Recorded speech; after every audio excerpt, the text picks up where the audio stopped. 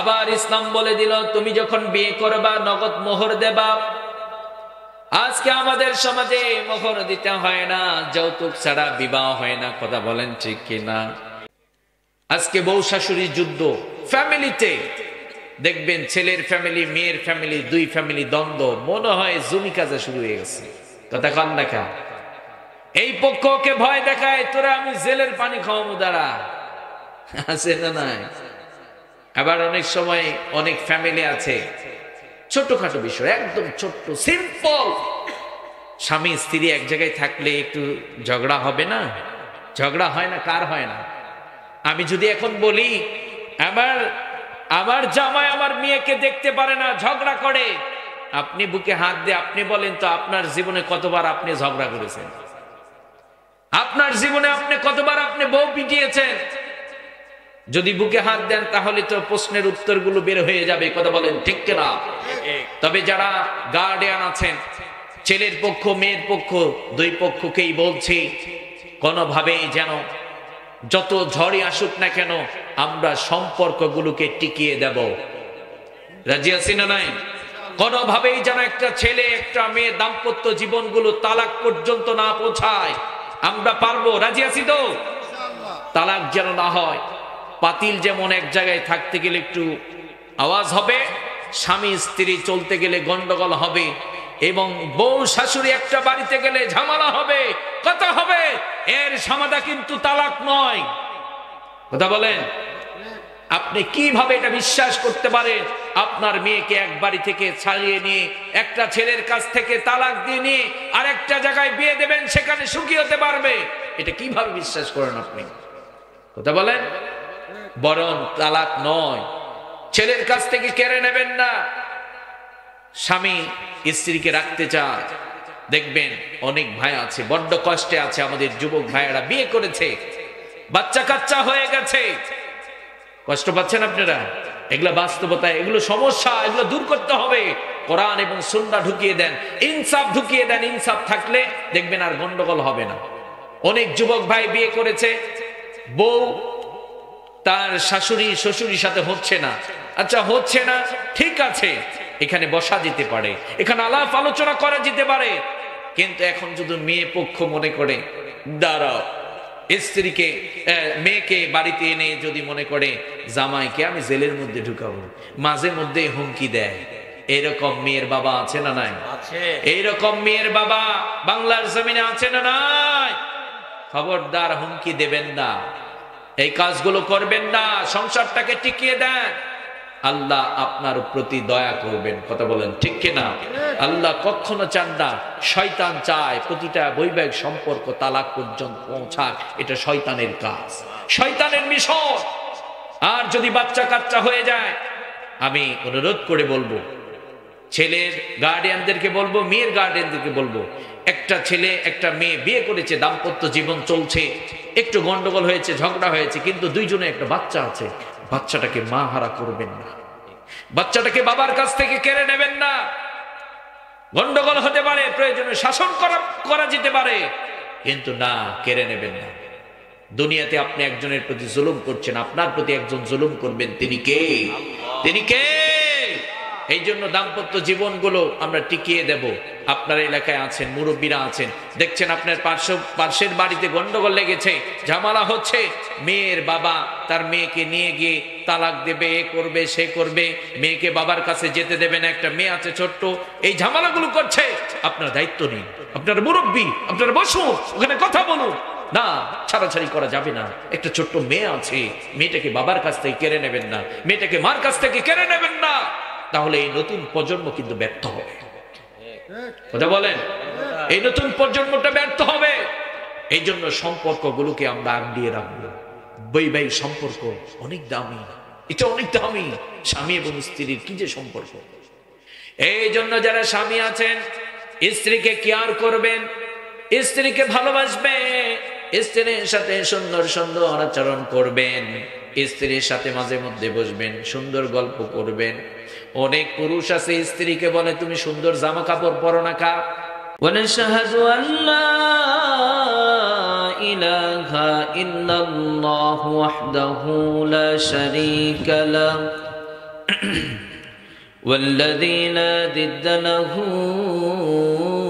ولا ند له لا مثل له ولا مثيل له لا وزير له ولا كفيل له لا شبه له ولا شبيه له لا ولد له ولا والد له وهو الواحد الفرد الصمد لم يلد ولم يولد ولم يكن له كفوا أحد ونشهد أن سيدنا ونبينا وحبيبنا وبشيرنا ونذيرنا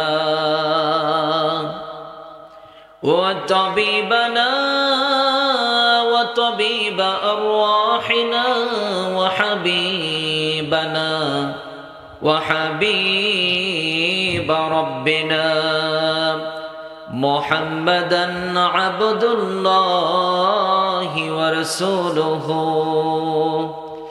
أرسله بالحق بشيرا ونذيرا وداعيا إلى الله بإذنه وسراجا منيرا أما بعد فقد قال الله تعالى في كلامه المجيد وفي فرقانه الحميد সবাই জবান খুলে আমার সাথে পড়ুন أعوذ بالله من الشيطان الرجيم بسم الله الرحمن الرحيم إنما يعمر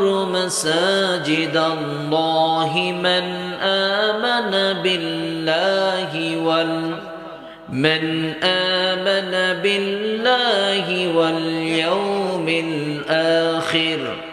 واليوم الآخر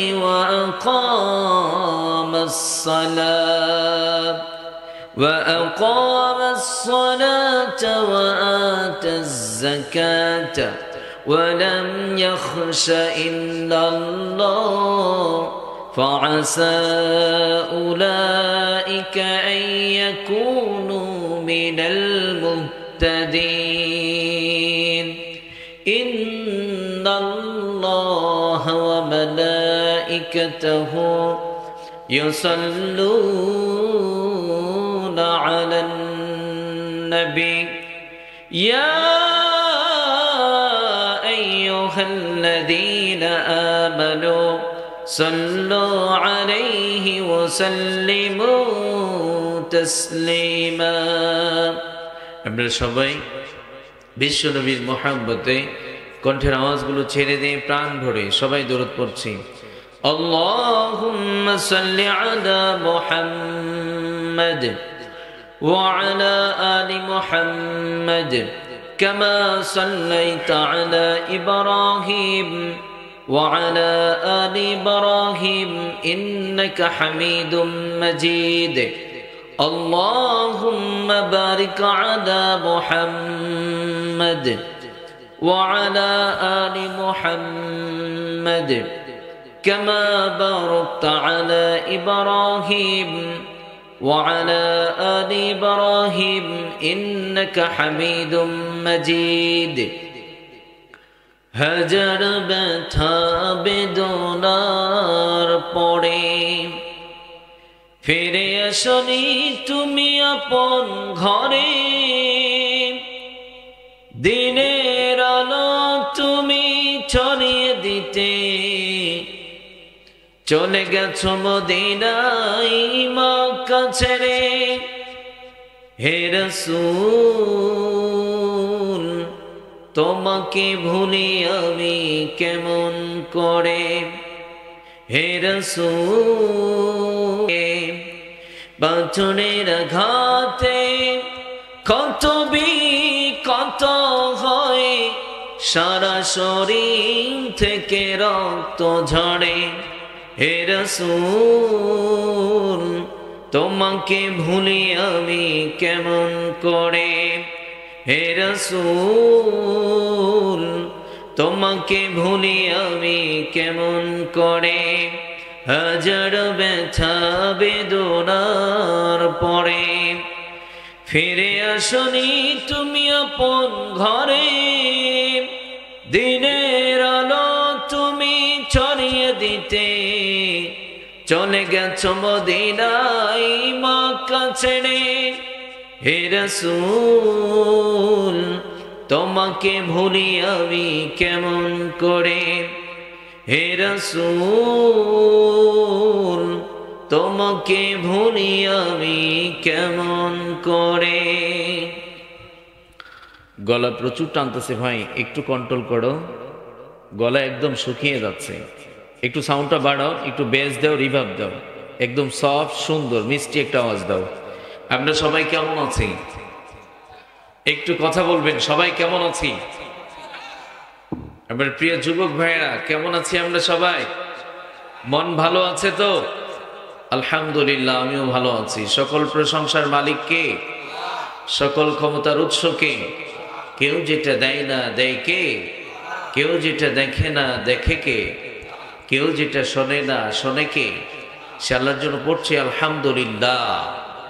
আমার সাথে সবাই পড়ুন, রব্বানা লাকাল হামদ হামদান কাসীরান তাইয়িবান মুবারাকান ফীহি। আমরা প্রশংসা করলাম কার? আল্লাহর প্রশংসা করতে পেরে খুশি না বেজার? কম কম না বেশি বেশি? প্রশংসা করলে লাভ না লস? কার লাভ? কয় না আমাদের লাভ। মানে আমরা যেখানে লাভ আছে সেখানে আমরা আছি, কথা বলেন। তাহলে প্রশংসা করলেই লাভ। আমরা সবসময় প্রশংসা করবো, রাজি আছি তো? সবসময় শুকরগুজার বান্দা হতে চাই, রাজি আছি তো? যারা প্রশংসা করে তারা পৃথিবী এনজয় করে যেতে পারে, কথা বলে।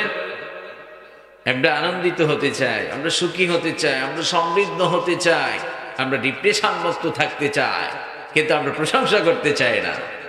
এই সুখ দেন একজন, তিনি কে? যুবক ভাইয়েরা, সুখ কি কোনো বাজারে কোনো দোকানে পাওয়া যায়? যদি সুখ কিনে পাওয়া যেত তাহলে প্রতিটা মানুষ দোকান থেকে বাজার থেকে সুখ কিনে সুখী হয়ে যেত, ঠিক কিনা? কিন্তু ওটা দেন একজন, তিনি কে? সুখী বানান কে? এই জন্য রব বলছেন, গোলাম বেশি বেশি প্রশংসা করো, দেখবা হৃদয়টা প্রশস্ত হবে। তুমি ভ্যান চালাও তো কি হয়েছে, তুমি আত্মমর্যাদার সাথে চলতে পারো, তোমার অহংকার নেই, তুমি সব সময় তোমার রবকে খুশি রাখতে পারো, তোমার রব তোমাকে খুশি রাখে। সুবহানাল্লাহ। কিন্তু আমরা সব সময় পেরেশান, অমুকে চেয়ারম্যান হয়েছে, অমুকে চেয়ারম্যান থেকে একটু ডেভেলপ হয়ে এমপি হয়ে গেছে, আমি তো জীবনে কিছুই পেলাম না। অমুকে সরকারি চাকরিটা পেয়ে গেল। আমার ক্লাসমেট, উনি সুন্দর একটা মেয়েকে বিয়ে করেছে, ডিপ্রেশন, জীবনে কিছুই হলো না, কিছুই পেলাম না। যা পেয়েছে আলহামদুলিল্লাহ। আপনি যা পেয়েছেন এটা অন্যের কাছে স্বপ্ন, অলরেডি আপনি ওটা পেয়েছেন, ঠিক কিনা? কিন্তু আপনি পড়ে আছেন টেনশন, পেরেশান, ডিপ্রেশন, খেতে পারে না, ঘুমাতে পারে না, যুবকের চোখে ঘুম নেই, সারাদিন টেনশন। হায় হায়, একটা মেয়ে এখনো কনভার্ট করতে পারলাম না, এই চিন্তা আছে না নাই? যুবক, এগুলো সব বাদ দিতে হবে। সবসময় টেনশন আর পেরেশান হবে, আমার রবকে কিভাবে আমার পক্ষে নিতে পারি আমি, কথা বলে। আল্লাহ যদি কারো হয়ে যায় পৃথিবী তার হয়ে যাবে। আল্লাহ যদি কারো হয়ে যায় পৃথিবীতে অপূর্ণতা বলে আর কোনো জিনিস থাকবে? তাহলে আমরা সবসময় প্রশংসা করব। আল্লাহ বলেছেন, লা ইন শাকারতুম লা আযীদান্নাকুম ওয়া লা ইন কাফারতুম ইন্না আযাবি লাশাদীদ। গোলাম প্রশংসা করো, নিয়ামত বাড়িয়ে দেব। যদি কুফরি করো, নিয়ামতগুলো ভুলে যাও, তাহলে ইন্না আযাবি লাশাদীদ, আমার পাকড়াও, আমার ধরা বড্ড কঠিন। ইন্না বাতশা রাব্বিকা লাশাদীদ, আমি যাকে ধরি তাকার ছাড়ি। আল্লাহ জালেমদেরকে ধরেন। শুধু ওই যারা ক্ষমতায় যায় জুলুম করে শুধু তারাই জালেম, ওরা বড় জালেম, কিন্তু আমরাও ছোটখাটো জালেম। কারণ আমরা রবের নিয়ামত খেয়েছি কিন্তু রবের প্রতি জুলুম করেছি। আমরা রবের বিধান মানি নাই, কথা বলেন। আমরাও জালেম না? নিজের নফসের প্রতি জুলুম করেছি। রব বলেছিলেন আলাস্তু বিরব্বিকুম, আমি কি তোমাদের রব নই? প্রমিস দিয়েছিলাম, হ্যাঁ। ক্বালু বালা, আপনি আমাদের রব। প্রমিস দেই না আমরা? আল্লাহকে বলি নাই? আমরা তো বলেছি আপনি আমাদের রব। রবকে ভুলে গেলেন কেন? রবকে ভুলে গেলাম কেন? আল্লাহ বলছেন এই যে তোমরা জালেম হয়েছো, জুলুম করেছো, ইন্না বাতুশা রাব্বিকা লাশাদীদ, আমি যাকে ধরি তাকে আর ছেড়ে দেই না। ধরি না। এ ভাইয়া কি হয়েছে? এদিকে খেয়াল করতে হবে। ঘড়ির দিকে তাকিয়েছেন, কয়টা বাজে এখন?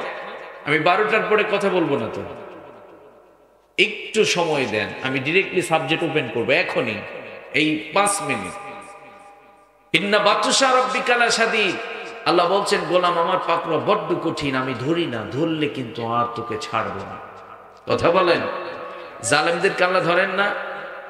যারা বলে সব আমার এলাকা, আমার দেশ, আমার বাকি সব রাজাকার, দেশ ছাড়ো, এই যারা এই কথাগুলো বলে, আল্লাহ বলে তোমার ক্ষমতা সাঙ্গ হবে, ক্ষমতা থাকবে, দেশ থেকে পালাবো তোমরা, তোমাদেরকে খুঁজেও আর পাওয়া যাবে না।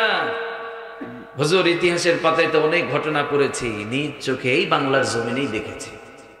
কথা কয় না গা? অনেক ক্ষমতা, খেয়ে ফেলাম। এরে ভাই কিসের ক্ষমতা আপনার? একটা কুকুর যদি ঘেউ ওঠে আপনি নাই, কিসের ক্ষমতা দেখান আপনি? নিজের প্রতি নিজের কন্ট্রোলিং নেই, নিজের প্রতি নিজের ক্ষমতা চলে না, আপনি আবার এই বাংলাদেশকে শাসন করেন, ক্ষমতার ভয় দেখায়। এই নোংরামি যারা করে, যারা জালেম হয় বাংলার জমিনে, তার ঠিক না। কথা বলেন ঠিক কিনা? যারা জালেম জুলুম করে, জুলুম জালেম আল্লাহর জমিনে টিকে না। ওরা দৃষ্টান্তমূলক শাস্তি পায়, পৃথিবী তাদেরকে দেখে আর শিক্ষা নেয়। আমরা যেন জালেমদের কাছ থেকে শিক্ষা নিতে পারি। রাজি আছি তো? সম্মানিত ভাইয়েরা আমার, আমি আজকে ধন্যবাদ জানাই আমার কলিজার টুকরা যুবক ভাইদেরকে। এই যুবকরা আগামীর বাংলাদেশ। এই যুবকরা যদি সোজা হয়ে যায়, আমার দেশ সোজা হয়ে যাবে। এই যুবকরা যদি ভালো হয়ে যায়, একজন বাবা বুকে হাত দিয়ে বলতে পারবে আমার ছেলেটা সৎ। কথা বলেন। যুবক তুমি যদি দাঁড়িয়ে যাও, তোমার ফ্যামিলি দাঁড়িয়ে যাবে। তুমি যদি দাঁড়িয়ে যাও, তোমার দেশ পথ হারাবে না। যুবক তোমাকে টানবে, তোমাকে নোংরামি শেখাবে, কিন্তু যুবক সব চ্যালেঞ্জকে অপেক্ষা করে সে রবকে কাছে টেনে নেবে। কথা বলেন ঠিক কিনা? আজকে যে মোমিনপুর চারমাথা মোড় জামে মসজিদের উন্নয়ন কল্পে ও যুব সমাজ ও এলাকাবাসীর উদ্যোগে আজকের এই তাফসির মাহফিল, যুবকরা আমরা সবাই ভাই ভাই। কথা বলেন। আমরা সবাই ভাই ভাই না? আমরা সবাই ভাই ভাই। আমরা একে অন্যের উন্নতি কামনা করব, একে অন্যের সমস্যাগুলো আমরা সুন্দরভাবে সলভ করে দেব, হেল্প করব। আমরা যেন একে অন্যের দুশ্মনে না পরিণত হই। পারা যাবে তো? তাহলে আজকের এই যুবক ভাইয়ের অক্লান্ত পরিশ্রম করে আজকের এই তাফসির মাহফিলটি অ্যারেঞ্জ করেছেন। আমরা ব্যক্তিগতভাবে আমি আল্লাহর কাছে কামনা করছি, আল্লাহ যেন আমার কলিজার টুকরা যুবকগুলোকে কবুল করে নেন, ইসলামের জন্য কবুল করুন। এই যুবকগুলো যেন জনকল্যাণমূলক কাজ করতে পারে, আল্লাহ কবুল করুন। আমিন পড়েন। এই যুবকরা আগামীর বাংলাদেশ। আর মুরব্বী যারা আছেন, যুবকদেরকে আগলিয়ে রাখবেন। এরা যখন ভয়ঙ্কর হয়ে যাবে, আপনি ঘুমোতে পারবেন না। কথা বলেন। এদেরকে আগলিয়ে না রাখলে এরা ভয়ঙ্কর হবে। এরা মদের সাথে জড়িয়ে যাবে, এরা গান বাজনার সাথে জড়িয়ে যাবে, যুবকরা নেশার সাথে জড়িয়ে যাবে, এরা জুয়ার সাথে জড়িয়ে যাবে। যখন একটা ছেলে জুয়ার সাথে জড়িয়ে যাবে, তার ফ্যামিলিটা ধ্বংস হয়। কথা বলেন। এই জন্য পিতাদের দায়িত্ব হবে সন্তানগুলোকে আগলিয়ে রাখা, কোরআন এবং সুন্নাহ তাদের হাতে উঠিয়ে দেওয়া। কি করা? কোরআন এবং সুন্নাহ সন্তানের হাতে উঠিয়ে দেওয়া। স্বামীরা স্ত্রীকে কোরআন উঠিয়ে দেবে হাতে, কিন্তু আজকে আমরা কোরআন এবং সুন্নাহ দিতে ব্যর্থ হয়েছি। কথা বলেন ঠিক কিনা? আল্লাহ সুবহানাহু ওয়া তাআলা আপনাকে আমাকে সবাইকে কোরআন এবং সুন্নাহ অনুযায়ী জীবন গঠন করে তৌফিক দান করুন। সবাই পড়েন আমিন। আল্লাহ কবুল করুন। আমিন পড়েন। সম্মানিত ভাইয়েরা আমার, আজকে আমার আলোচনার সাবজেক্ট হচ্ছে, যেহেতু মসজিদের উন্নয়ন কল্পে আজকের এই তাফসির মাহফিল, আজকে আমার আলোচনার সাবজেক্ট হচ্ছে মসজিদ আবাদকারীর পরিচয়। মসজিদ আবাদকারীর, আমরা সবাই মসজিদের আবাদকারী হতে চাই কি চাই না? সবাই মসজিদের আবাদকারী হতে চাই কি চাই না? মসজিদ কার ঘর? মসজিদ আল্লাহর ঘর। মসজিদ হচ্ছে ইসলামের শিআর। মসজিদ কি? ইসলামের শিআর। শিআর মানে আপনি কোনো দেশে গিয়েছেন, কোনো এলাকায় গিয়েছেন, আপনি বুঝবেন কেমনে এখানে মুসলমানরা বসবাস করে, এখানে ইসলাম আছে, এখানে মুসলমান আছে। আপনি বুঝবেন কেমনে? যেখানে দেখবেন মসজিদ আছে, আজান হয়, নামাজ হয়, ওখানে মুসলমানরা থাকে। কথা বলেন ঠিক কিনা? তাহলে মসজিদ হচ্ছে ইসলামের শিআর, পরিচয় করিয়ে দেবে এখানে মুসলমানরা থাকে, এখানে ইসলাম আছে। কথা বলেন ঠিক কিনা? আর মসজিদ এই পৃথিবীতে সবচাইতে পবিত্রতম স্থান হচ্ছে মসজিদ, সবচাইতে উত্তম জায়গা হচ্ছে মসজিদ। কথা বলেন ঠিক কিনা? মসজিদ আল্লাহর ঘর। বিশ্বনবী যেখানেই যেতেন মসজিদ নির্মাণ করতেন। আমরা সবাই মসজিদ নির্মাণ করব, রাজি আছি তো? তাহলে আজকে আমরা কি জানবো? মসজিদ আবাদকারীর পরিচয়। হ্যাঁ, যাদের মসজিদের সাথে সম্পর্ক হয়ে যাবে, কিয়ামতের ময়দানে মসজিদ তাদেরকে শাফাআত করে, সুপারিশ করে জান্নাতে নেবে। সুবহানাল্লাহ কয় না কা? মসজিদ যারা নির্মাণ করে, মান বানা মসজিদান বানাল্লাহু লাহু বাইতান ফিল জান্নাহ, মসজিদ যারা নির্মাণ করে আল্লাহ তাদেরকে জান্নাতের মধ্যে সুন্দরতম একটা বালাখানা নির্মাণ করে দেন। সুবহানাল্লাহ পড়েন। তাহলে মসজিদের যারা আবাদকারী হয়, মসজিদ দেখাশোনা করে, মসজিদ আল্লাহ কিভাবে মসজিদের আবাদকারী হতে বলেছেন, এই কাজগুলো যারা করবে তারা ভাগ্যবান। কথা বলেন। আমরা সবসময় চিন্তা করি পৃথিবীটা কিভাবে সুখের হবে। আপনি সৌদিতে যাচ্ছেন, আর্লি, অগ্রিম, অ্যাডভান্স আপনি কি করছেন? আপনি সুন্দর একটা হোটেল বুকিং দিচ্ছেন যাতে করে ওখানে ভালো স্বাচ্ছন্দ্যে থাকা যায়। কথা বলেন ঠিক কিনা? তা আমরা সবাই মরবো, মরণের পরে জান্নাত বুকিং দিতে হবে না? বিশ্বনবী বলছেন যারা মসজিদ নির্মাণ করে তারা জান্নাতের মধ্যে একটা সুন্দর ঘর পাবে। তাহলে আমরা যারা মসজিদ নির্মাণ করব, নিঃসন্দেহে আমরা জান্নাতের মধ্যে একটা করে ঘর বুকিং দিচ্ছি। কথা বলেন। তাহলে মসজিদ আবাদকারীর পরিচয়, এই সাবজেক্টের উপর এখন আলোচনা শুরু হবে। আপনারা থাকবেন না যাবেন? আমি সবসময় আমার কর্তৃপক্ষকে আমি উৎসাহিত করি, বলি এই শর্তগুলো বলেই প্রোগ্রামগুলো নেওয়া হয়। 10টায় দেবেন, 12টায় কথা শেষ করে দেব, তার মানে 2 ঘন্টা। কিন্তু আমি 12টার পরে কথা বলি না। 12টার পরে কথা বলা আর শোনা কোনোটারই রুচি থাকে না। আপনারা সবাই পরিশ্রমী না? কেউ বিজনেস করেছে, কেউ কৃষক, কেউ আবার রাজনৈতিক গার্ডিয়ান, সারাদিন পরিশ্রম করে 12টা পর্যন্ত ওয়াজ শোনা, এটা ইসলাম শেখায় না, এটা ইসলামের বাহিরে। কথা বলেন। কোরআন থেকে কথা বলবো, কোরআন মানবো না, এটি হতেই পারে, এটি হতেই পারে। এই জন্য নেক্সট টাইমে যারা আমাকে দাওয়াত দেবেন মাথায় রাখবেন, হুজুর 12টার পরে কথা বলবেন, আজকেও তার ব্যতিক্রম হবে না। আমি এসেছি কখন? অনেক আগে এসেছি। আমার গত রাতে প্রোগ্রাম ছিল সেই ঝিনাইদা, একদম দর্শনা ওই সাইডে। 7টার দিকে বাসায় এসেছি। এই জন্য বিষয়গুলো যেন আমরা মাথায় রাখি। এখন শুরু হবে মসজিদ আবাদকারীর পরিচয়। এই সাবজেক্টের উপর আমরা ছোট্ট করে আলোচনা শুনেই দোয়া করে যাব। পারা যাবে তো? একজনও ওঠা যাবে না। যদি ওঠাউঠি করেন আমার আলোচনা কিন্তু এলোমেলো হয়ে যাবে। এই জন্য ওঠা যাবে না। যদি কষ্ট হয় বলবেন হুজুর দোয়া করে দেন, ঠিক ওই তখনই দোয়া হয়ে যাবে। বলবেন হুজুর দোয়া করেন, আর সময় নেব না, সাথে সাথে দোয়া। বুঝতে পেরেছেন তো? এই জন্য শ্রোতাদের সাথে আগে একটা আমার ভাব জমাতে হবে। এখন ঠিক আছে তো? সব কথা বুঝতে পেরেছেন তো? আমি ছোট্ট মানুষ, কিন্তু সবসময় আমি চাই শ্রোতার সাথে আমার বোঝাপড়া থাকতে হবে। আমি কানা মৌলবীর মতো ওয়াজ করতে পারবো না। এই যে ওঠাউঠি শুরু করছে, যারা উঠবেন এখনই ওঠেন, ওঠাউঠি করা যাবে না। সবাই একটু 2টা হাত উঠান তো, উঠান উঠান উঠান, একটু নাড়াচাড়া করেন। লিল্লাহে তাকবীর, লিল্লাহে তাকবীর। এক্সারসাইজ আর কি, যদি ঘুমের ভাব আসে দূর হয়ে যাবে। একটু আরেকটু উঁচা করেন তো, একটু নাড়াচাড়া করেন তো। জান্নাতের বাগান সুন্দর লাগে কিনা? মজা লাগতেছে না? একটু শরীরটা একটু এক্সারসাইজ হচ্ছে, ভালো লাগতেছে, ঘুম দূর হয়ে যাবে। লিল্লাহে তাকবীর। আল কোরআনের আলো, আলেম ওলামা যেখানে, লিল্লাহে তাকবীর। আল্লাহ কবুল করুন, আমিন পড়েন। ফাঁকাগুলো রাখবেন না, ফাঁকাগুলো পূরণ করে বসবেন সবাই। তাহলে শুরু হয়ে গেল মসজিদ আবাদকারীর পরিচয়। আমরা এখন জানবো মসজিদের আবাদকারী কারা। রব্বুল আলামিন বলেন, ইন্নামা ইয়া'মুরু মাসাজিদাল্লাহি মান আমানা বিল্লাহি ওয়াল ইয়াউমিল আখির রব্বুল আলামিন বলছেন তারাই তো মসজিদের আবাদকারী, যারা আমি রবের প্রতি ঈমান এনেছে তারাই মসজিদের আবাদকারী হবে। এখান থেকে বোঝা গেল যাদের ঈমান নেই তারা যদি বলে আমি মসজিদের আবাদকারী, তারা যদি বলে আমি মসজিদের সভাপতি, রব্বুল আলামিন বলছেন নো, ঈমান নেই, তুই মসজিদের আবাদকারী নো। কথা বলেন, মসজিদের যারা আবাদকারী হবে তাদের প্রথম বৈশিষ্ট্য থাকবে তারা রবের প্রতি ঈমান আনবে। আমরা সবাই ঈমান এনেছি তো? আমরা সবাই ঈমানদার তো? কেমন ঈমান এনেছেন? রব্বুল আলামিন বলছেন ও গোলাম, তোমরা যে দাবি করছো তোমরা ঈমানদার, কার মতো ঈমান এনেছো? তোমার বাবার মতো ঈমান এনেছো নাকি? তোমার চেয়ারম্যান সাহেবের মতো ঈমান এনেছো নাকি? ওই ঈমানটা কিন্তু আমি নেব না। রব্বুল আলামিন বলছেন ও গোলাম, ঈমান আনো, কাদের মতো ঈমান আনবা? রব্বুল আলামিন বলছেন ওয়া ইযা কিলা লাহুম আমিনু কামা আমানান নাস। রব্বুল আলামিন বলছেন ও গোলাম, তোমরা ঈমান আনো, ওই সমস্ত মানুষের মতো ঈমান আনো। ওই সমস্ত মানুষ হচ্ছে সাহাবায়ে কেরাম। সাহাবায়ে কেরামরা যেইভাবে ঈমান এনেছে তোমরা ওইভাবেই ঈমান আনো। সুবহানাল্লাহ। আল্লাহ উপমা দিয়ে দিলেন, ঈমান এনেছো, ঈমানটা হবে সাহাবায়ে কেরামদের মতো ঈমান। তোমার বাবার মতো ঈমান আনলে হবে না। তোমার বাবা বলে আমি ঈমানদার সন্তানের জন্য আবার মাজারে গিয়ে সিজদা লাগায়, আল্লাহ করছেন নো, ওই ঈমান আমার দরকার নাই। কথা কয় না?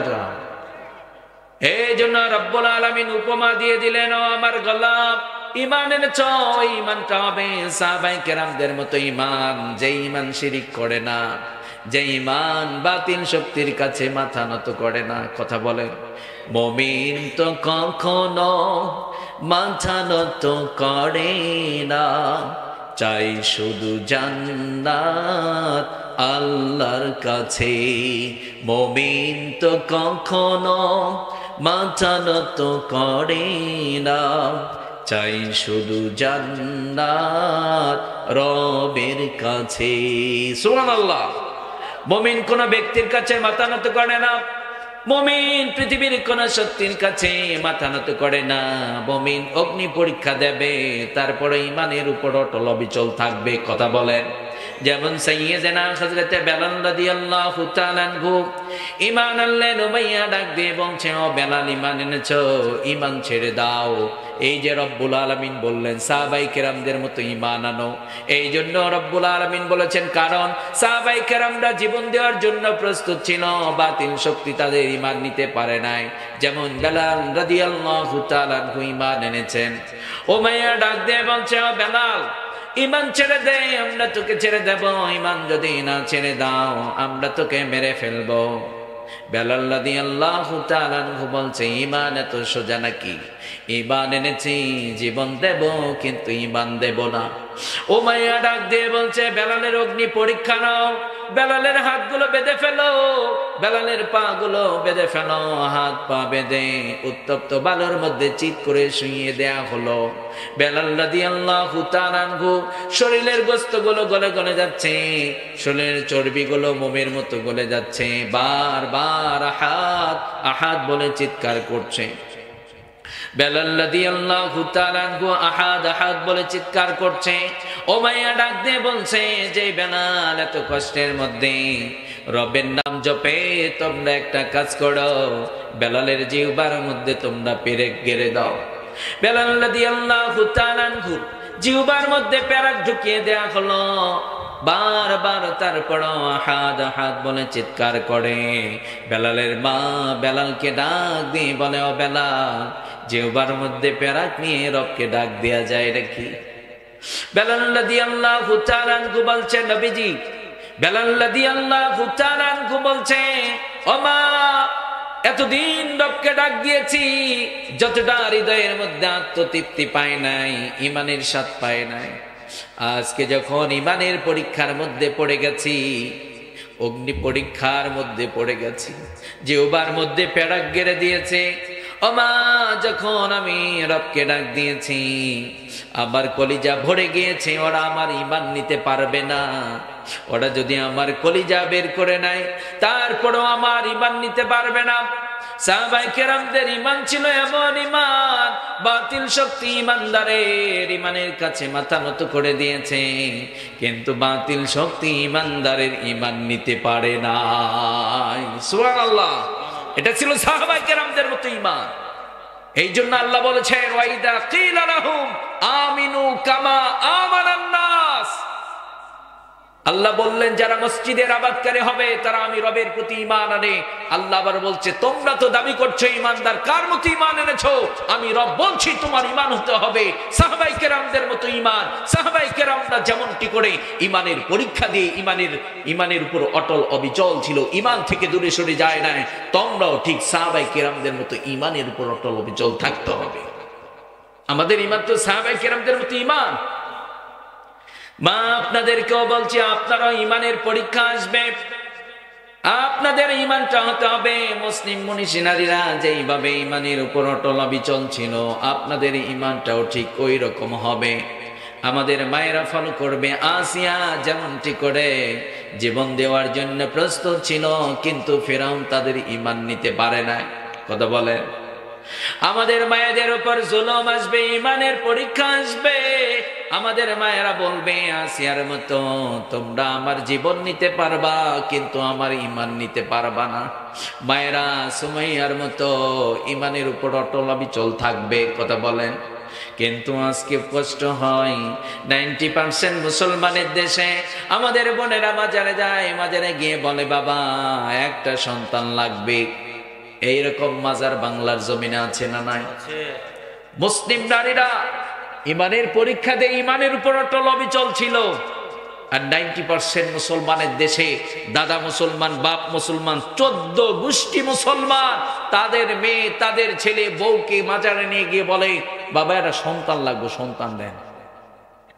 একজনও কথা কয় না। হায় হায়, ঘুমায় গেছেন আপনারা, কথা কন না কা রাগ করছেন? হ্যাঁ, বাংলার জমিনে এইরকম ঈমান চোর মাজার আছে না নাই? আগামীর বাংলাদেশে যদি কোরআন বাস্তবায়ন হয়ে যায়, এইরকম মাজার, যেই মাজারে মুসলমানদের ঈমান চুরি করে, বাংলার জমিনে এইরকম আর একটা মাজারও খুঁজে পাওয়া যাবে না। কথা বলেন ঠিক কিনা? তারা মাজারে ব্যবসা খুলেছে, গাঁজা টানায়। ওরা বলে এখানে আসো, পানি পরা নাও, হাত দেখাও, কি আছে সব বলে দেব আমরা। জুতা দিয়ে আচ্ছা তাকে একটা লাগায় দিবেন, লাগায় দেওয়ার পরে ও যখন বলবে কি ব্যাপারে মারলা কেন, সব তোমরাই নাকি জানো কপালে যে জুতা পরবে, এটা কি আগে জানতা না তুমি? কথা কয় না কেন? হ্যাঁ, তুমি সন্তান দেবা, জুতা আটকাইতে পারো না। এইরকম মোসওয়ালা ভণ্ড বাংলার জমিন তো একটাও নাই, অনেক আছে। এই মস্তান করে যায় আমাদের বোনেরা, দেখবেন বিশেষ করে শুক্রবার যখন আসে ছাগল লিয়া যায়। আপনারা বলুন, কুকুর কি যায় মাজারে? হ্যাঁ, পরিষ্কার কথা, যারা ঈমানদার তারা শিরিক করার সাথে সাথে তার ঈমান আমল সব বাতিল। ঈমান হচ্ছে আপনার আমার সফলতা। রব্বুল আলামিন আবার বলছেন কাদ আফলাহাল মুমিনুন। রব্বুল আলামিন বলছেন যারা ঈমান এনেছে তারাই সফল হয়ে গেছে, কারণ ঈমানই হচ্ছে আপনার সফলতা। ঈমান আছে জান্নাত আছে, ঈমান নেই জান্নাত নেই। কথা বলেন। এই জন্য রব্বুল আলামিন আবার বলছেন গোলাম তোমরা জান্নাত চাও নাকি? আমরাও বললাম রব্বুল আলামিন আমরাও জান্নাত চাই। রব্বুল আলামিন বলছেন ও গোলাম তোদের জন্য জান্নাত বানিয়েছি, তবে কোন জান্নাত জানো নাকি? ওই জান্নাত তোমাদের জন্য রেডি করেছি, যেই জান্নাত সব চাইতে হায়ার ক্লাসের জান্নাত। হায়ার ক্লাসের জান্নাত, সবচাইতে বড় দামি জান্নাত, নাম কি? জান্নাতুল ফেরদাউস। রব্বুল আলামিন এখানেও শর্ত দিয়ে দিলেন ও গোলাম তোমরা জান্নাত চাও, জান্নাতুল ফেরদাউস তোদের জন্য আমি নির্মাণ করেছি। তোমরা যদি দুটো কাজ করতে পারো আমি রব ওই জান্নাত তোদেরকে আমি উপহার দিয়ে দেব। রব্বুল আলামিন বলেন ইন্নাল্লাযীনা আমানু ওয়া আমিলুস সালিহাতি কানাত লাহুম জান্নাতুল ফিরদাউসি নুজুলা। রব্বুল আলামিন বলছেন নিশ্চয় যারা ঈমান এনেছো আমলে সালেহ করেছো আমি রব তোদের জন্য জান্নাতুল ফিরদাউস রেডি করেছি। সুবহানাল্লাহ। আল্লাহ এখানেও বললেন জান্নাত তারাই পাবে, এক নাম্বার যারা ঈমান এনেছে। কথা বলেন। এই জন্য আজকে আপনাকে আমাকে জানতে হবে, মসজিদের আবাদকারী যারা হবে, ইন্নামা ইয়া'মুরু মাসাজিদাল্লাহি মান আমানা বিল্লাহ, যারা মসজিদের আবাদকারী হবে তারা ঈমানদার হবে। কথা বলেন। আজকে থেকে আমরা ভেরিফাই করব আমার ঈমানটা ঠিক আছে কিনা, আমার ঈমানটা সাহাবায়ে কেরামদের মতো ঈমান কিনা। আমার ঈমান যদি সাহাবায়ে কেরামদের মতো ঈমান না হয়, আপনি নামাজ পড়বেন কবুল হবে, আপনি সিয়াম রাখবেন কবুল করবেন না, একজন তিনি কে? নামের ঈমানদার হলে হবে না, সত্যিকারের ঈমানদার হওয়ার দরকার আছে না নাই? যারা সত্যিকারের ঈমানদার হয় তারা বলে আল্লাহ লাহুল খালকু ওয়াল আমর, তাবারাকাল্লাহু রাব্বুল আলামিন। তারা বলে সৃষ্টি যার, আইন তার। সৃষ্টি যার, আইন চলবে। আমরা ঈমানদার দাবি করছি, আমরা নামাজও পড়ি, কিন্তু আমার জীবনে আল্লাহর বিধান নেই। কথা কন না কা? জীবনে আল্লাহর বিধান দিয়ে জীবনটা রাঙানোর দরকার আছে না নাই? একজন ঈমানদার যখন বলবে আমার রব হচ্ছে আল্লাহ, জবান দিয়ে পৃথিবীকে জানিয়ে দেবে, ঘোষণা করে দেবে আজ থেকে আমার রব আল্লাহ, অন্তরে বিশ্বাস করবে আমার রব আল্লাহ, তার জীবনে প্রতিটা কাজ হবে সেই রবের অর্ডার অনুযায়ী। কথা বলেন ঠিক কিনা? কিন্তু আমরা এমন মুনাফিক মার্কা মুসলমান, বলেছি আমার রব আল্লাহ, অন্তরে বিশ্বাসও আছে, কিন্তু আমরা যখন নামাজ পড়ি আল্লাহর বিধান দিয়ে মানি, কিন্তু যখন সুদ খায় আচ্ছা মতো আল্লাহর বিধানের বিরুদ্ধে সুদ খায়। কথা কয় না কা? আল্লাহ কি বলেছেন? আল্লাহ বলেছেন ওয়াহাল্লাল্লাহুল বাইআ ওয়া হাররামার রিবা। আল্লাহ বলছেন বিজনেস হালাল, সুদ হারাম। কথা বলেন। তা আল্লাহর অর্ডার কি? বিজনেস করা যাবে, এটা হালাল। আল্লাহ নিষেধ কি? সুদ খাওয়া যাবে না, এটা হারাম। তো মানলেন না কা?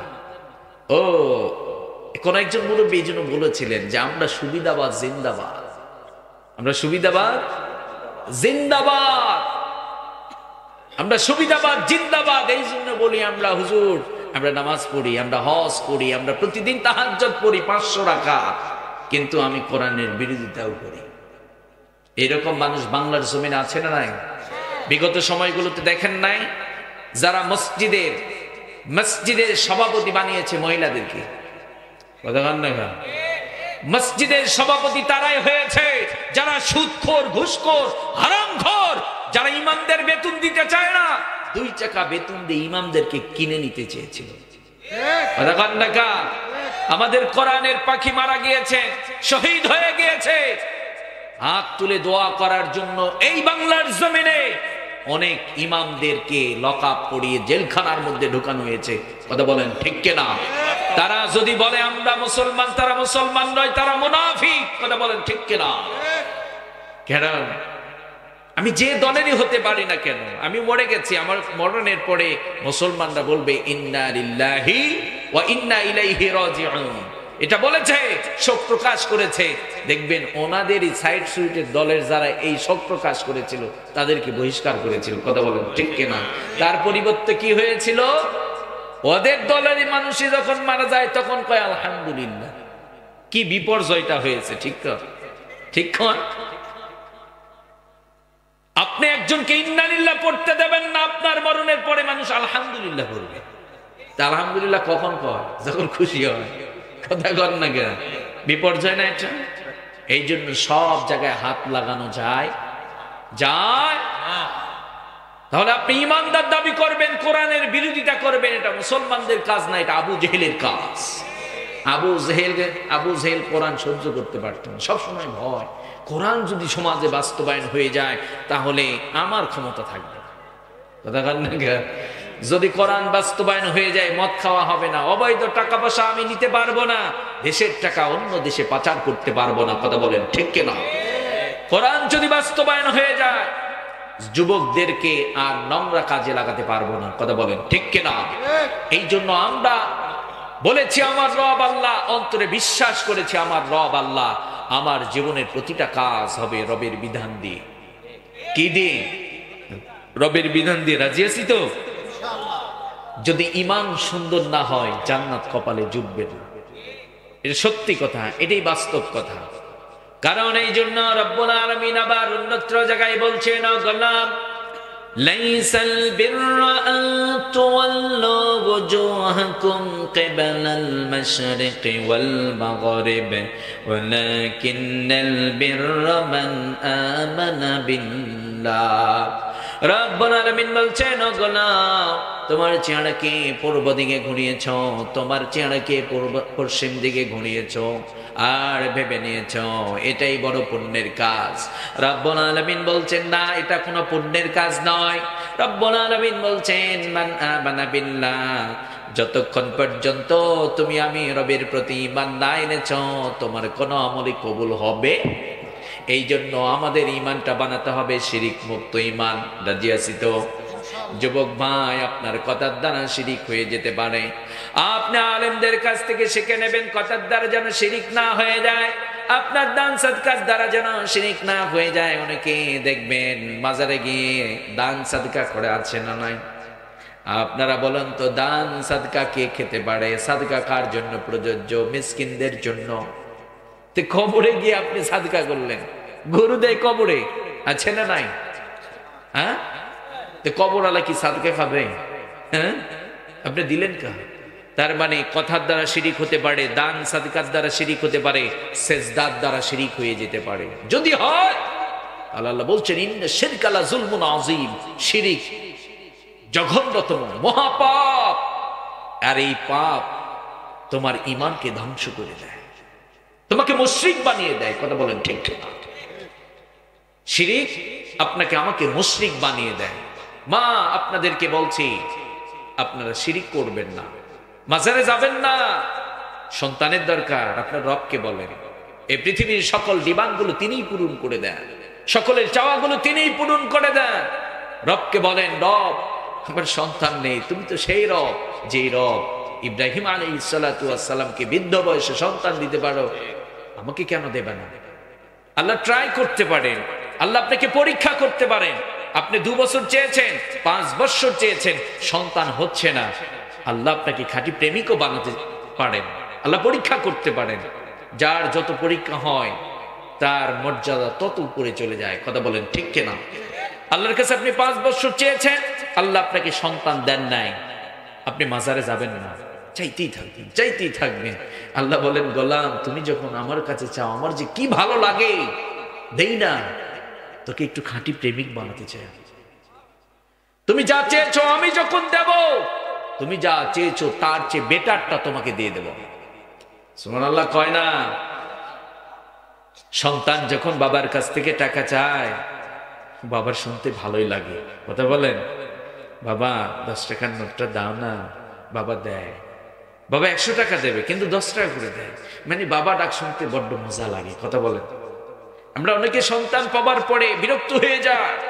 এই পৃথিবীতে এমন ম্যান আছে যারা এখন পর্যন্ত সন্তানের বাবা হতে পারে নাই, বিবাহ করেছে 10 বছর, সন্তান নেই, কিন্তু বাবা ডাক শোনার জন্য মুখিয়ে আছে, মাঝে মধ্যে কান্নাও করে। এবার একটা যদি সন্তান থাকতো, তাহলে আমাকে বাবা বলে ডাক দিত, কলিজা ভরে যেত। কথা বলেন ঠিক না?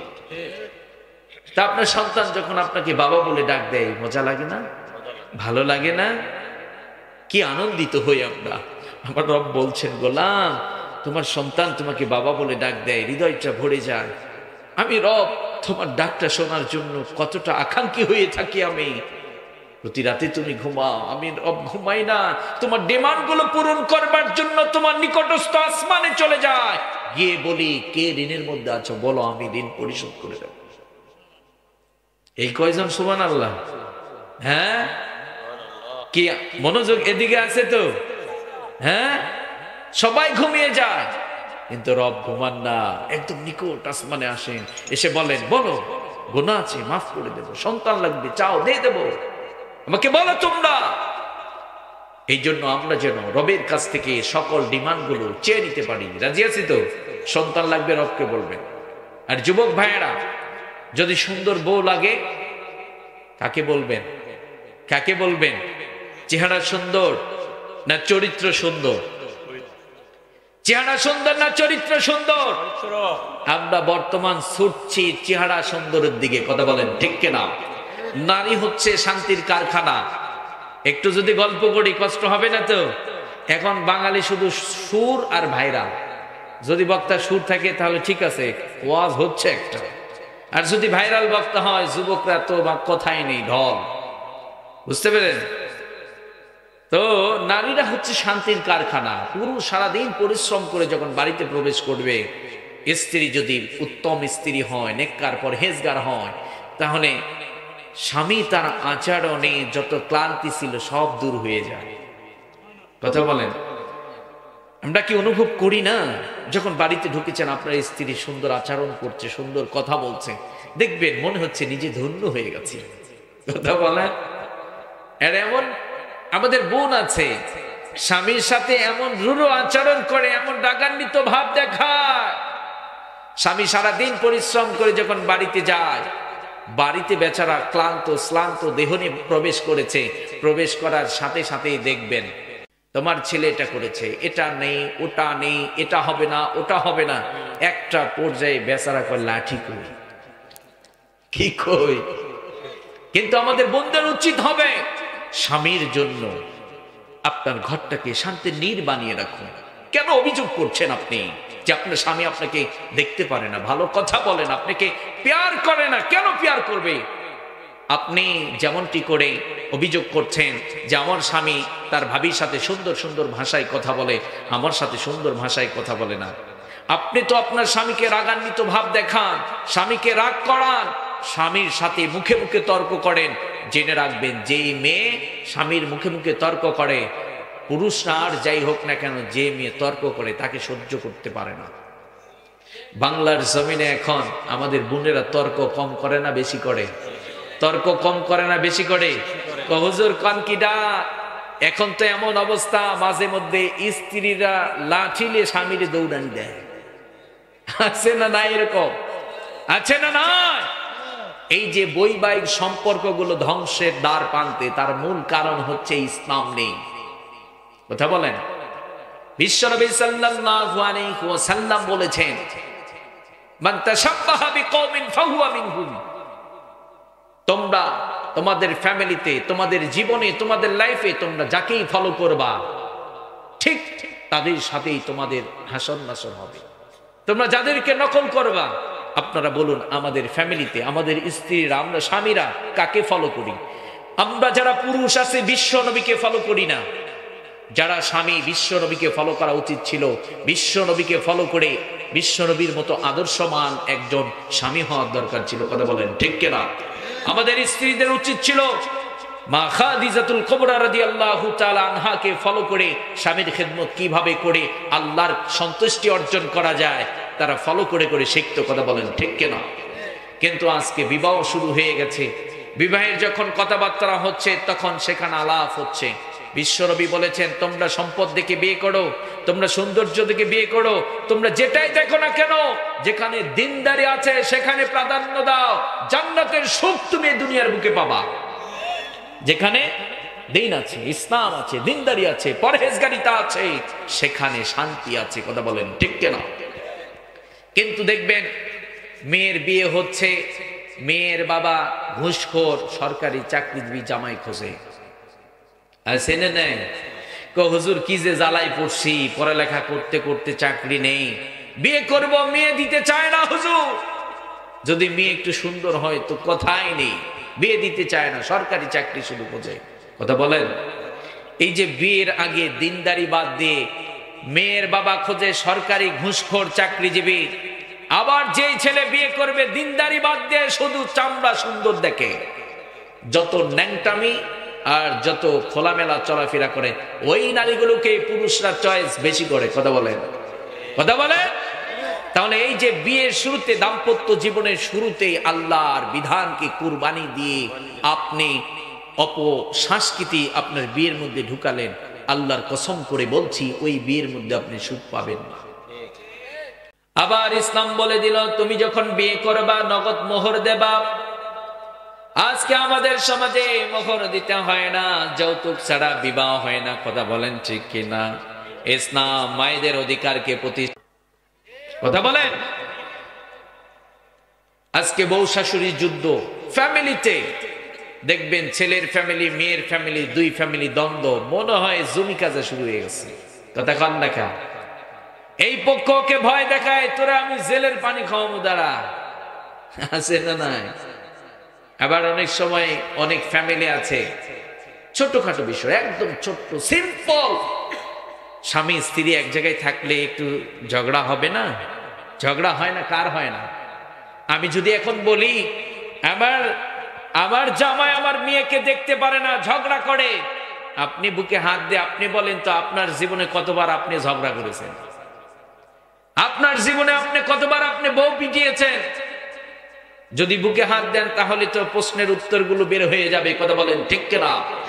তবে যারা গার্ডিয়ান আছেন, ছেলের পক্ষ মেয়ের পক্ষ দুই পক্ষকেই বলছি, কোনোভাবেই যেন যত ঝড়ই আসুক না কেন আমরা সম্পর্কগুলোকে টিকিয়ে দেব। রাজি আছি না নাই? কোনোভাবেই যেন একটা ছেলে একটা মেয়ে দাম্পত্য জীবনগুলো তালাক পর্যন্ত না পৌঁছায়, আমরা পারবো। রাজি আছি তো? তালাক যেন না হয়। পাতিল যেমন এক জায়গায় থাকতে গেলে একটু আওয়াজ হবে, স্বামী স্ত্রী চলতে গেলে গন্ডগোল হবে, এবং বউ শাশুড়ি একটা বাড়িতে গেলে ঝামেলা হবে, কথা হবে, এর সমাধা কিন্তু তালাক নয়। কথা বলেন। আপনি কিভাবে এটা বিশ্বাস করতে পারেন আপনার মেয়েকে এক বাড়ি থেকে ছাড়িয়ে নিয়ে একটা ছেলের কাছ থেকে তালাক দিয়ে নিয়ে আরেকটা জায়গায় বিয়ে দেবেন, সেখানে সুখী হতে পারবে? এটা কিভাবে বিশ্বাস করেন আপনি? কথা বলেন। বরং তালাক নয়, ছেলের কাছ থেকে কেড়ে নেবেন না।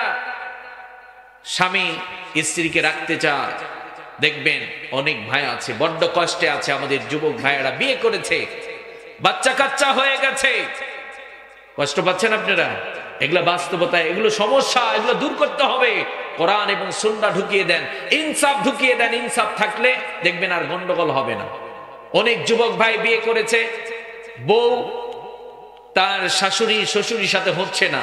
আচ্ছা হচ্ছে না, ঠিক আছে, এখানে বসা যেতে পারে, এখানে আলাপ আলোচনা করা যেতে পারে, কিন্তু এখন যদি মেয়ে পক্ষ মনে করে দাঁড়াও, স্ত্রীকে মেয়েকে বাড়িতে এনে যদি মনে করে জামাইকে আমি জেলের মধ্যে ঢুকাবো, মাঝে মধ্যে হুমকি দেয়, এরকম মেয়ের বাবা আছে না নাই? এইরকম মেয়ের বাবা বাংলার জমিনে আছে না নাই? খবরদার, হুমকি দেবেন না, এই কাজগুলো করবেন না, সংসারটাকে টিকিয়ে দেন। আল্লাহ আপনার প্রতি দয়া করবেন, কথা বলেন ঠিক কিনা? আল্লাহ কখনো চান না, শয়তান চায় প্রতিটা বৈবাহিক সম্পর্ক তালাক পর্যন্ত পৌঁছাক। এটা শয়তানের কাজ, শয়তানের মিশন। আর যদি বাচ্চা কাচ্চা হয়ে যায়, আমি অনুরোধ করে বলবো, ছেলের গার্ডিয়ানদেরকে বলবো, মেয়ের গার্ডিয়ানদেরকে বলবো, একটা ছেলে একটা মেয়ে বিয়ে করেছে, দাম্পত্য জীবন চলছে, একটু গন্ডগোল হয়েছে, ঝগড়া হয়েছে, কিন্তু দুইজনে একটা বাচ্চা আছে, বাচ্চাটাকে মা হারা করবেন না, বাচ্চাটাকে বাবার কাছ থেকে কেড়ে নেবেন না। গন্ডগোল হতে পারে, প্রয়োজনে শাসন করা যেতে পারে, কিন্তু না, কেড়ে নেবেন না। দুনিয়াতে আপনি একজনের প্রতি জুলুম করছেন, আপনার প্রতি একজন জুলুম করবেন, তিনি কে? তিনি কে? এই জন্য দাম্পত্য জীবনগুলো আমরা টিকিয়ে দেব। আপনার এলাকায় আছেন, মুরব্বীরা আছেন, দেখছেন আপনার পার্শ্বের বাড়িতে গন্ডগোল লেগেছে, ঝামেলা হচ্ছে, মেয়ের বাবা তার মেয়েকে নিয়ে গিয়ে তালাক দেবে, এ করবে সে করবে, মেয়েকে বাবার কাছে যেতে দেবে না, একটা মেয়ে আছে ছোট্ট, এই ঝামেলাগুলো করছে, আপনার দায়িত্ব নেই, আপনার মুরব্বী, আপনার বসুন, ওখানে কথা বলুন না, ছাড়াছাড়ি করা যাবে না। একটা ছোট্ট মেয়ে আছে, মেয়েটাকে বাবার কাছ থেকে কেড়ে নেবেন না, মেয়েটাকে মার কাছ থেকে কেড়ে নেবেন না, তাহলে এই নতুন প্রজন্ম কিন্তু ব্যর্থ হবে।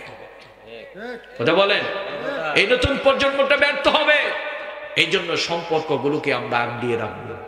বৈবাহিক সম্পর্ক অনেক দামি, এটা অনেক দামি। স্বামী এবং স্ত্রীর কি যে সম্পর্ক!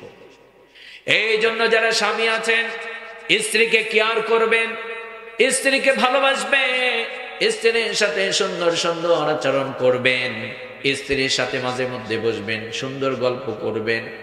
অনেক পুরুষ আছে স্ত্রীকে বলে তুমি সুন্দর জামা কাপড় পরো না কা, স্ত্রীকে চায় সবসময় সুন্দর করে সাজুগুজু করে থাকতে।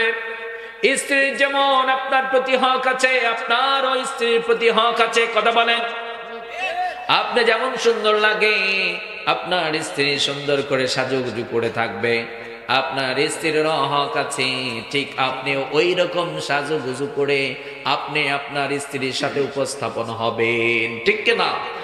আপনি সারাদিন বিড়িটা নিয়ে গন্ধ, স্ত্রী এখন কি করবে বেচারা, উপায় নেই তো, হ্যাঁ, এরকম পুরুষ বাংলাদেশে নাই তো। প্রতি সপ্তাহে 2-3 হাজার টাকার বিড়ি খায় এরকম পুরুষ বাংলাদেশে কম না বেশি? কম না বেশি? কিছুদিন আগে আমি একটা ভিডিও দেখলাম, কয়েকজন যুবক ভাই মিছিল করতেছে, বিড়ির দাম বাড়লো কেন? বিড়ির দাম বেড়েছে ওই জন্য ওরা মিছিল বের করেছে। অবস্থা ঠিক এমনই। ভালো কাজের জন্য মিছিল মিটিং করি না, কিন্তু নোংরামির জন্য আমরা মিছিল এবং মিটিং করি। কথা বলেন ঠিক কিনা? ভালো কাজের জন্য মিছিল মিটিং করতে হবে। দেশটা আমার, দেশ নিয়ে ভাবতে হবে, দেশে যেন দুর্নীতি না থাকে, দেশে যেন চুরি না বাড়ে, এগুলো নিয়ে চিন্তা করতে হবে। কথা বলেন। স্বামী চাচ্ছে স্ত্রী সুন্দর হয়ে থাকবে, সুগন্ধি লাগিয়ে থাকবে, আর বেচারা সারাদিন বিড়ি টেনে স্ত্রীর কাছে যখন যায় দুর্গন্ধে বেচারা কি করবে? আর উপায় নাই তো, আছে না নাই? বোনদেরকে বলবো, এরকম স্বামী যদি হয় আলটিমেটাম দিয়ে দেবেন, যদি কাল থেকে বিড়ি না ছাড়ো তোমার আশেপাশে আমি নাই। গন্ধ খুব চমৎকার না বিড়ি? হ্যাঁ, খুব মজার না? খাবেন না, করবেন না এগুলো। স্ত্রীর সাথে আপনিও সুন্দর আচরণ করবেন, সাজুগুজু করে থাকবেন, সুন্দর জামা কাপড় করে থাকবেন, তাহলে দুইজনের মনটা ফ্রেশ থাকবে, জান্নাতি সুখ আপনি পেয়ে যাবেন। কথা বলেন। বিশ্বনবী সাল্লাল্লাহু আলাইহি ওয়াসাল্লাম স্ত্রীদের হকের প্রতিও গুরুত্ব দিতেন। বিশ্বনবী স্ত্রীদেরকে কি পরিমাণ সম্মান করতেন। যখন তিনি বাড়িতে চলে আসতেন, স্ত্রী রান্না করছে, স্ত্রীর অনেক কষ্ট হচ্ছে, বিশ্বনবী নিজেও সহযোগিতা করতেন। আবার খাবার খেতে বসেছেন, মা আয়েশা সিদ্দিকা রাদিয়াল্লাহু তাআলা আনহাকে বিশ্বনবীও খাইয়ে দিতেন। মা আয়েশা সিদ্দিকা রাদিয়াল্লাহু তাআলা আনহা তিনিও বিশ্বনবীকে খাইয়ে দিতেন। দুইজন দুইজনকে খাইয়ে দিতেন। সুবহানাল্লাহ, কি মজার সম্পর্ক। কথা বলেন। কিন্তু আমরা একজন আরেকজনের আটা চুটা খেতে চাই না। কথা বলেন। বিশ্বনবী সাল্লাল্লাহু আলাইহি ওয়াসাল্লাম স্ত্রীদেরকে এই পরিমাণ মোহাব্বত করতেন, স্ত্রীরা একটা হাড় খেয়ে রেখে দিয়েছে, বিশ্বনবী ওটা হাতে নিয়ে নিজেই খেতেন, চেটে চেটে খেতেন। সুবহানাল্লাহ। এর দ্বারা মোহাব্বত বেড়ে যেত। স্ত্রী মনে করত আমার স্বামী আমাকে কতটা ভালোবাসে। আবার যখন স্বামী দেখবে স্ত্রী আমার আটাগুলো খাচ্ছে, সে আমাকে মোহাব্বত করে, সে এক গ্লাসে পানি খায়, তখন দুইজনের ভালোবাসার জোয়ার উঠবে, সেখানে অশান্তি থাকবে না। কথা বলেন ঠিক কিনা? এই কথাগুলো কেন বলছি? দাম্পত্য জীবনকে ইসলাম অনেক গুরুত্ব দিয়েছে, কারণ দাম্পত্য জীবনের মধ্য দিয়ে নতুন প্রজন্ম যারা আসে তারাই আগামীর বাংলাদেশ। তাদের কাছে ইসলামের অনেক কিছু আছে। কথা বলেন ঠিক কিনা? তাহলে আমরা মায়েদেরকে বলবো, মা আপনারা শিরিক মুক্ত ইমানের অধিকারী সবাইকে হতে হবে। রাজি আছি তো?